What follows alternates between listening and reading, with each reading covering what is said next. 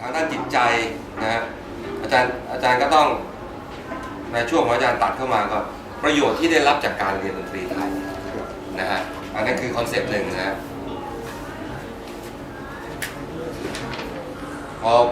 พอจบอาจารย์ชนกพูดถึงประโยชน์ที่ได้รับจากการเรียนดนตรีไทยนะฮะเสร็จแล้วปั๊บก็จะโชว์เพลงเลยก็ผมจะพูดถึงประเด็นที่พูดนี่ไงว่าความเป็นดนตรีไทยเนี่ยมันอยู่ที่เพลงเพราะฉะนั้นก็จะได้เห็นว่าจริงๆแล้วเครื่องอื่นเนี่ยเราก็มาเล่นเพลงไทยได้ไพเราะอันนี้คือซีนที่น่าจะเข้าหมายความว่าอย่างนั้นเพราะถ้าไม่เช่นนั้นเราจะอยู่นิ่งผมที่พูดประเด็นวันนั้นว่าถ้าเราเอาดนตรีอนุรักษ์มาเล่นเนี่ยไม่ยากมีเยอะแยะดนตรีอนุรักษ์เนี่ยมันก็คนอื่นเขาก้าวหน้าหมดแล้วเราถอยหลังหมดเพราะถ้าเราไปติดอยู่ตรงนั้นเนี่ยเราก็จะไม่มีคุณค่าอะไรในยุคปัจจุบันเนี่ยมันเป็นยุคไฮเทคที่ผมบอกไงความเป็นไทยเนี่ยจะต้องอยู่ในกระแสโลกาภิวัตน์ได้แต่การที่มันจะอยู่ได้มันก็ต้องมีความเหมาะสมถ้าสมัยก่อนถ้าเราจำเป็นจะต้องมานั่งเล่นแบบเครื่องดนตรีอย่างไทยอย่างเดียวหรือต้องนุ่งผ้าโม่งราชประแตนอย่างเดียวเนี่ยโอกาสเช่นนั้นอาจจะทำไม่ได้ง่ายนะเพราะฉะนั้นจริงๆแล้วก็คือคนรุ่นใหม่หรือคนที่เขาเป็นคนไทยนี่แหละแต่เขาก็เล่นดนตรีไทยได้หลากหลายนี่ผมว่าลองคุยกับแฟนครีเอทีฟว่านี่คือประเด็นที่น่าจะนำเสนอผมว่างั้นนำเสนออยู่เนี่ยนำเสนอวันนั้นที่คุยกันวันนั้นทั้งหมดนั่นแหละเพราะนั้นภาพมันจะเป็นอย่างนี้กิมมิคของตอนนี้ก็คือที่อาจารย์ยกเอามันอยู่ที่คำถามคุณถามมาแล้วกันแล้วเดี๋ยวผมพูดหมายได้ผมจำไม่ได้แล้วคนต้องถามเรื่องอะไรบ้างคุณก็ถามมาใหม่คืออยากจะนำเสนอเป็นสเต็ปนะครับตอนแรกเปิดรายการมาเราก็จะกล่าวนำมาว่าดนตรีเดี๋ยวผมถามนี่รายการชื่ออะไรเนี่ยเรารักวัฒนธรรมไทยตอนมาเล่นดนตรีไทยกันเถอะก็จะให้อาจารย์พูดถึงประโยชน์ก่อนจากการเรียนว่าเด็กจะได้อะไรบ้างแต่ที่อาจารย์เคยถึงในบทความได้ทั้งสมาธิได้ยังไงต้องอดทนยังไงนะฮะแล้วก็อันนี้ก็จะพอจบตรงนี้ก็จะโยงไปถึงสังคมยุคปัจจุบันนี้ว่าจะมีการเปลี่ยนแปลงอะไรกันบ้างนะฮะก็จะนำเสนอในคุณช่วยถามนำมาแล้วผมจะได้ก็จะมีการปรับปรุงด้วยการเอาเพลงเอาเครื่องดนตรีต่างชาติมาเล่นเพลงไทยอะไรอย่างนี้ก็จะในประเด็นนี้แต่ว่ามันจะมีการนำไปถึงประเด็นนั้นอีกขั้นต้นนะครับ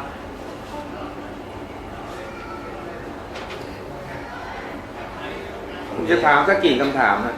3 คำถามครับได้ให้ผมตอบสักเท่าไหร่ยาวไปเรื่อยๆผมตัดเองโอเคแล้วผมมาหยุดเป็นระยะได้แล้วผมไปเลือกกิมมิคเอง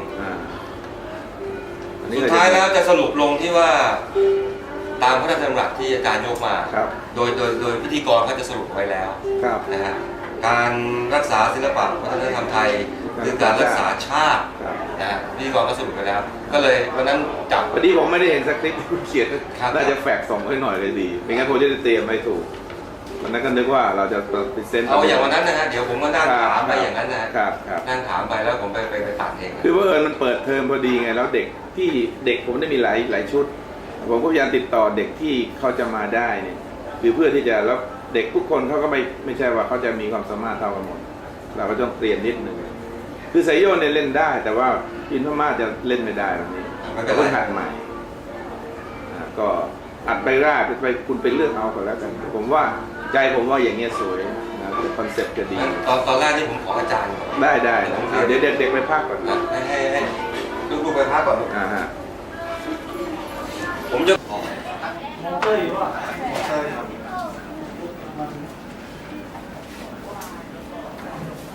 คุณอ่าน2 รอบดูนะเล่นอ่านรอบเองนิดเดียวเราจะใส่เราเนี่ยฝึกคนเดียวอย่างเราอยากจะร้องเพลงเนี่ยเราก็ให้เพื่อนจังหวัดไทยทำเสียงฉีกกับกล่องแล้วเราก็ร้องเพลงเปรียบเสมือนมีคนมาช่วยตีฉีกตีกล่องอันนี้ก็เป็นเทคโนโลยีที่เราพูดย้อนไปนิดนึงว่าเราเป็นเกลือเราซึมอยู่กับเทคโนโลยีคือเราปรับเทคโนโลยีมาใช้ในการนำเสนอความเป็นไทยนะครับผมจะลองเล่นให้ดูนะครับจะลองเล่นให้ดูครับผมเปิดเสียงให้ดูนะครับอาจารย์เอาคุยลงก่อนเดี๋ยวผมขอเรียกได้ว่าครับ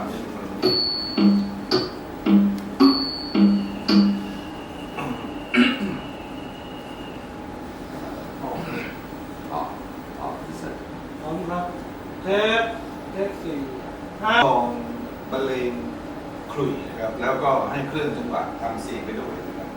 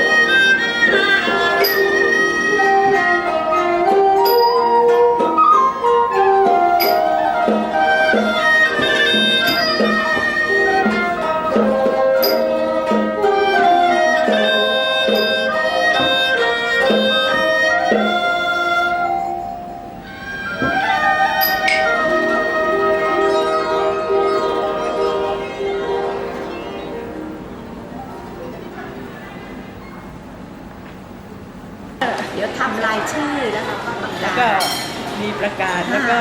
จึงบอกครูเอก็ได้นั่นนะถ้าหัวหน้าวง ศึกษาป้า ก็คือผมก็ต้องถามผู้ปกครองถามเด็กเขานั่นแหละ ก็บอกไม่ต้องเรา คือถ้าเผื่อ เชิญผู้ปกครองทั้งคู่ ถ้าเผื่อว่าจะเอาวันเวลาให้บอกล่วงหน้าหน่อยแล้ว มากกว่านั้นนะเล่นไม่เลิกเลยนะ ไม่เอาอ่ะไม่เอาอ่ะเราเป็นมาสั่งเราเล่น เดี๋ยวคนเราไม่ได้ ของดีมีน้อย มีอะไรบ้างอะไรเงี้ยค่ะ งั้นก็เอาพิเศษ เอาเป็นเศษโชว์ แล้วบรรเลงระหว่างงานนะคะดีไหมคะดีแล้วไม่งานเอาบรรเลง